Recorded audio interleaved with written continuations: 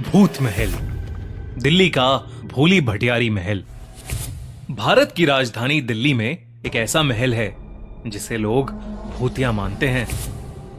भूली भटियारी का महल, जो कि दिल्ली के सेंट्रल रिज फॉरेस्ट एरिया में मौजूद है। कई लोगों ने वहां अजीबोगरीब चीजें एक्सपीरियंस की हैं। कई लोगों ने वहां एक सफेद साड़ी पहने एक अजीब सी दिखने वाली औरत को देखा है, बल्कि कुछ लोगों ने अजीब सी काली परछाइयों को भी देखा है। कभी किसी के चीखने की आवाजें, तो कभी हवा का एकदम से रुक जाना, जिससे कई लोगों को वहां सांस लेने में तकलीफ भी हुई है। कई लोग मानते हैं कि यहां एक रानी की आत्मा भटकती है।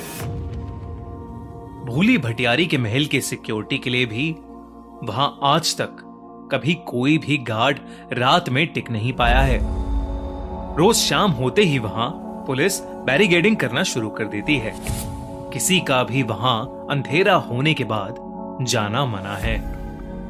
लेकिन अर्पित और उसके दोस्त कार्तिक और शिखर उस महल के बारे में कुछ नहीं जानते थे। वो तीनों हर संडे अपनी साइकिल्स लेकर शाम को साइकिलिंग राइड्स पर जाया करते थे। उन्होंने अपनी साइकिल्स पर लगभग पूरी दिल्ली घूम ली थी।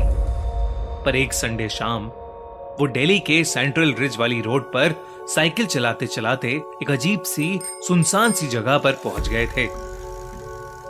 अर्पित को वहां एक पुराना महल दिखा, तो वो वहीं रुक गया और उस महल को बड़े ध्यान से देखने लगा। अर्पित को देखकर कार्तिक और शिखर भी वहां रुक गए। उस महल के पास ठंडी हवा चल रही थी। पसीनों में तर तीनों दोस्त वहीं रुक गए और वहीं आराम करने लगे। अर्पित को वो पुराना महल बड़ा अच्छा लग रहा था, तो वो उसके अंदर चला गया। कार्तिक और शिखर वहीं बाहर खड़े महल के साथ अपनी फोटोज खींचने लगे। कार्तिक ने जैसे ही शिखर की फोटो खींची, शिखर को बुरी तरह खांसी शुरू हो गई। कार्तिक ने शिखर को पानी दिया और अपने फोन को देखने लगा। उसे फोन के कैमरा में खींची गई फोटो में दिखा कि कोई काली सी परछाई शिखर के गले को दबा रही थी। ये देखकर कार्तिक घबरा उठा। उसने जैसे ही ये बात शिखर को बताने के लिए अपना सर उठाया, उसने देखा कि शिखर वहां कहीं नहीं था। तभी कार्तिक को महल के अंदर से अर्पित के चीखने की आवाज आई। कार्तिक भागा भागा महल के अंदर चला गया। शाम ढल रही थी और अंधेरा होने आया था। उस महल के आसपास सिर्फ जंगल था और बड़ी बड़ी दीवारें। गिद्ध भी चारों तरफ मंडरा रहे थे। ऐसे में अर्पित और शिखर दोनों का ही अचानक गायब हो जाना कार्तिक को डरा रहा था। पर कार्तिक को अभी भी नहीं पता था कि वो दिल्ली के भूली भटियारी महल में था, जिसे लोग भूत महल भी कहते थे। कार्तिक सहमा हुआ उस महल के अंदर अर्पित और शिखर को ढूंढ रहा था। अर्पित, अर्पित, शिखर। उसने कई बार दोनों को आवाजें लगाई, पर सामने से कोई जवाब नहीं आया। तभी अचानक उसे किसी के रोने की आवाज आई। वो उस आवाज के पीछे गया तो उसने देखा कि एक बूढ़ी औरत वहां एक कोने में बैठकर सिसकियां भर रही थी। उसका चेहरा उसकी शॉल से ढका हुआ था। उस बूढ़ी औरत का हुलिया देखकर कार्तिक की जान निकले जा रही थी। फिर भी हिम्मत करके जब उसने उस बूढ़ी औरत से पूछा कि क्या उसने उसके दोस्तों को वहां से गुजरते हुए देखा है, तो उस बूढ़ी औरत ने हाथ के इशारे से उसे महल के और अंदर भेज दिया। कार्तिक जब अंदर गया तो उसने देखा कि अर्पित वहीं खड़ा है। अर्पित एक नजर टिकाए सामने देख रहा था। ऐसा लग रहा था कि जैसे अर्पित किसी के वश में हो। कार्तिक ने उसे जोरों से हिलाया, लेकिन तब भी अर्पित सामने ही देखे जा रहा था।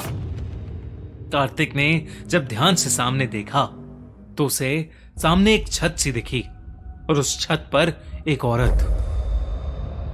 वो औरत किसी रानी से कम नहीं लग रही थी और वो इधर से उधर भटक रही थी। लेकिन तभी वो औरत चलते चलते रुकी और अपनी गर्दन घुमाकर कार्तिक की तरफ देखने लगी। कार्तिक भी अर्पित की तरह ही सुन्न पड़ गया और वो औरत हवा में उड़ती हुई उन दोनों की तरफ आने लगी। अचानक से शिखर वहां आ गया और उसने देखा कि कार्तिक और अर्पित दोनों को ही फिट्स यानी दौरे पड़ रहे हैं। शिखर को वो औरत नहीं दिख रही थी। उसने तुरंत ही अर्पित और कार्तिक पर पानी डाला और उन्हें जोरों से हिलाया। तब जाकर कार्तिक और अर्पित को होश आया। दोनों इतना डरे हुए थे कि उनके मुंह से एक आवाज भी नहीं निकल रही थी। शिखर ने बताया कि उसे पास में एक बहुत खूबसूरत मोर दिखा था, तो वो उसे देखने चला गया और जब वो वापस आया तो उसे कार्तिक और अर्पित की चीखें सुनाई दी। अब तीनों बस उस महल के अंदर से निकलना चाहते थे। वो तेजी से बाहर की ओर भागे, पर दरवाजे पर वो बूढ़ी औरत अभी भी खड़ी थी। अचानक उसका शॉल नीचे गिर गया और उसका ढका हुआ चेहरा अब तीनों के सामने था। बूढ़ी औरत किसी चुड़ैल की तरह दिख रही थी। उन तीनों लड़कों के रोंगटे खड़े हो गए और वो बुढ़िया धीरे धीरे उनके पास आने लगी। वो तीनों लड़के डरकर पीछे मुड़े तो वो रानी जैसी दिखने वाली औरत भी उनके करीब आ रही थी। तीनों मदद के लिए जोरों से चिल्लाने लगे। बाहर पुलिस वाले जब बैरिकेडिंग के लिए आए तो उन्हें 3 साइकिल बाहर खड़ी हुई दिखी। वो समझ गए कि अंदर जरूर कोई है और उन्होंने तुरंत महल के अंदर जाकर चेक किया। तीनों लड़के महल के दरवाजे के पास बेहोश पड़े थे और उनके शरीर बुरी तरह तप रहे थे। उन्हें फौरन पास के हॉस्पिटल भेजा गया। जब उन्हें होश आया तो उन्हें कुछ भी याद नहीं था कि उस बूढ़ी औरत को देखने के बाद उनके साथ क्या हुआ। कहानियों की माने तो शायद वो रानी जैसी दिखने वाली औरत फिरोज शाह तुगलक की रानी थी, जिसे राजा ने उस महल में नजरबंद कर दिया था। और वो बूढ़ी औरत शायद एक औरत थी जो रास्ता भटक कर इस महल में पनाह लेने आई थी।